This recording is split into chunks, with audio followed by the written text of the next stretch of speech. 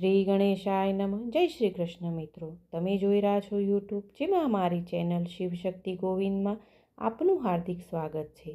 આજે આપણે આ વિડીયોમાં ફાગણ વદ 11 કે જેને પાપમોચીની એકાદશી કહેવામાં આવે છે તેની કથા અને તેના મહાત્મ્ય વિશે જાણીશું. શ્રી કૃષ્ણ ભગવાને કહ્યું, હે ધર્મરાજા, સાંભળો. ફાગણ વદ 11નું નામ પાપમોચીની એકાદશીની છે. પૂર્વે આ એકાદશીના વ્રતની કથા માંધાત રાજાની વિનંતીથી લોમશ નામના ઋષિમુનિએ કહી હતી. તે તમને કહું છું.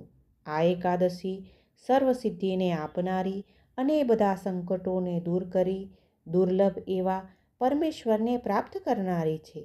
સ્વર્ગે દેવોના લોકમાં ચૈત્રસ્ય નામનું અતિ મનોહર કુબેર ભંડારી વન આવેલું છે અને ત્યાં વસંત ઋતુ આવતા જ ગંધર્વો અને ગંધર્વ કન્યાઓ, કિન્નરો, દેવોના રાજવી રાજા ઇન્દ્ર સાથે બધા દેવતાઓ ક્રીડા કરવા આવે છે.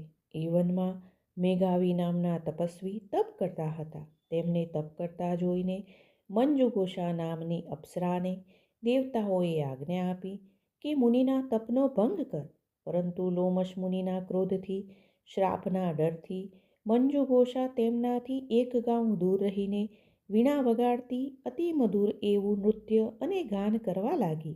આમ વીણા વગાડતી, નાચતી, કૂદતી, ગાન કરતી મંજુઘોષા યોગે કરીને ઋષિની નજીક આવી અને પછી આ અપ્સરા કામદેવના બાણથી ઘાયલ થયેલી ભાન ભૂલીને મુનિની એકદમ નજદીક જઈને નૃત્ય ગાન કરવા લાગી. મેઘાવી ઋષિના તપનો ભંગ થયો. તેમણે આ અતિ મનોહર સૌંદર્યવાન અપ્સરાને નૃત્યગાન કરતી દીઠી અને ઋષિ અપ્સરા ઉપર મોહિત થયા. પછી તો પોતાના ઉપર મોહિત થયેલા ઋષિના ભાવ જોઈને મંજુઘોષા મેઘવી ઋષિને વેલ જેમ વૃક્ષને વીંટાઈ જાય તેમ કામમાં ભાન ભૂલેલી અપ્સરા તેમના શરીરે તેના રૂપથી અંજાઈને તેની સાથે ક્રીડા કરવા લાગ્યા. તપ અને સાધનાને છોડીને મેઘાવી ઋષિ કામને વશ થઈ ગયેલા, તેથી તેમને રાત કે દિવસનું ભાન ન રહ્યું. આમ ઘણો કાળ વીતી ગયો.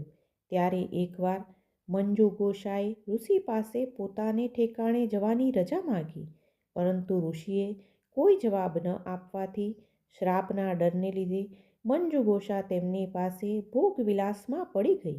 આમ ભોગવિલાસમાં 57 વર્ષ 6 માસ અને 9 દિવસ પસાર થઈ ગયા. મેઘાવી ઋષિની પાસે મંજુઘોષા અપ્સરાએ ફરી પાછી બીજી વખત પોતાને રહેઠાણે જવાની રજા માંગી. ત્યારે ઋષિ બોલ્યા, હજુ તો હમણાં જ સવાર થતાં આવી છે, માટે હું સંધ્યા પૂજા કરી લઉં ત્યાં સુધી તું વાટ જો. મંજુઘોષા મુખમાં મલકાતા મેઘાવી ઋષિને કહ્યું, મુનિ શ્રેષ્ઠ, ક્યાં સુધી આપની સંધ્યા ચાલશે? મંજુઘોષાના આ પ્રશ્નથી મેઘાણી ઋષિએ મનોમન ગણતરી કરી અને તેમની આંખો ઉઘડી ગઈ. અરર, મેં આ શું કર્યું? 57 વર્ષ સુધી મેં આ અપ્સરા સાથે ભોગવિલાસમાં ગાળ્યા. મારું તપ ક્યાં? મારા જપ ક્યાં? અપ્સરા ઉપર એકદમ ક્રોધાયમાન થઈ ગયા અને અપ્સરાને શ્રાપ આપતા બોલ્યા કે જા, ઓ પાપીણી, ધિક્કાર છે તને, તું પિશાચીની થઈશ. આવો શ્રાપ સાંભળીને અપ્સરા મેઘાવી ઋષિની સામે થરથર કાપતી હાથ જોડીને કરગરવા લાગી. મહારાજ, મારા ઉપર કૃપા કરો. મેં સાંભળ્યું છે કે સાધુ સંતોનો સંગ થવાથી, તેમની સાથે સત્સંગ કરવાથી 7મા પગલે જ તેનું ફળ મળે છે. જ્યારે મેં તો આપની સાથે 57 વર્ષ સંગ કર્યો છે. મહારાજ, તમારો મારા ઉપર દયા રાખવી જોઈએ. આપે મારા ઉપર કૃપા કરી આ શ્રાપનું નિવારણ બતાવવું જોઈએ. મારી વિનંતીને ધ્યાનમાં લઈ દયા કરો હે મુનિ. આમ મંજુઘોષાને આજીજી કરતી જોઈને ઋષિ બોલ્યા, હે અપ્સરા, તારા સંગે હું ભોગવિલાસમાં ડૂબ્યો. મારા જપ તપના પુણ્યનું પતન થયું, ખલાસ થઈ ગયા. તેમ છતાં જા, તને હું પાપમોચીની એકાદશીનું વ્રત કહું છું. આ વ્રત તું કરીશ તો તારા પિશાચપણાનો અંત આવશે અને તારા આ મૂળ સ્વરૂપને પામીશ. આ પ્રમાણે અપ્સરાને શ્રાપ નિવારણનો ઉપાય બતાવીને મેઘાવી ઋષિ પોતાના આશ્રમે ગયા. ચ્યવન ઋષિએ પોતાના પુત્રને આશ્રમે પાછો આવેલો જોઈને પ્રશ્ન કર્યો કે હે વત્સ, એવા કયા પાપ કર્મોનું તે આચરણ કર્યું કે જેનાથી તારા પુણ્યનો નાશ થયો?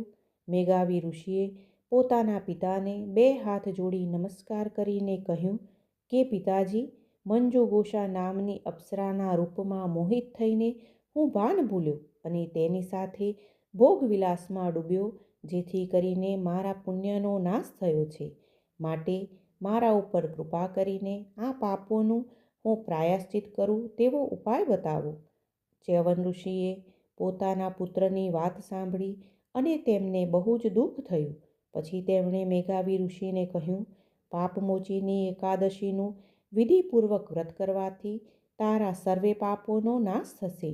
માટે તું આ વ્રતને વિધિ સહિત કર. પછી તો અપ્સરા મંજુઘોષા અને ઋષિ મેઘાવીએ આ પાપોનો નાશ કરનારી પાપમોચીની એકાદશીનું વિધિ સહિત વ્રત કર્યું અને તેમના પાપોનો નાશ થયો. મંજુઘોષાના શ્રાપનું નિવારણ થયું અને પોતાના મૂળ સ્વરૂપે તે સ્વર્ગમાં ગઈ.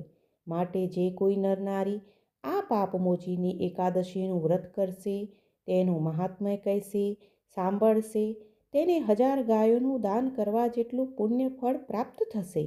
હિંસા કરનારો, ચોરી લૂંટફાટ કરનારો, વ્યભિચાર કરનારો, પાપાચાર કરનાર પોતાની વૃત્તિ છોડીને આ પાપમોચીની એકાદશીનું વ્રત કરશે, તેનું મહાત્મ્ય સાંભળશે અને કહેશે તો તેના પાપોનું નિવારણ થશે.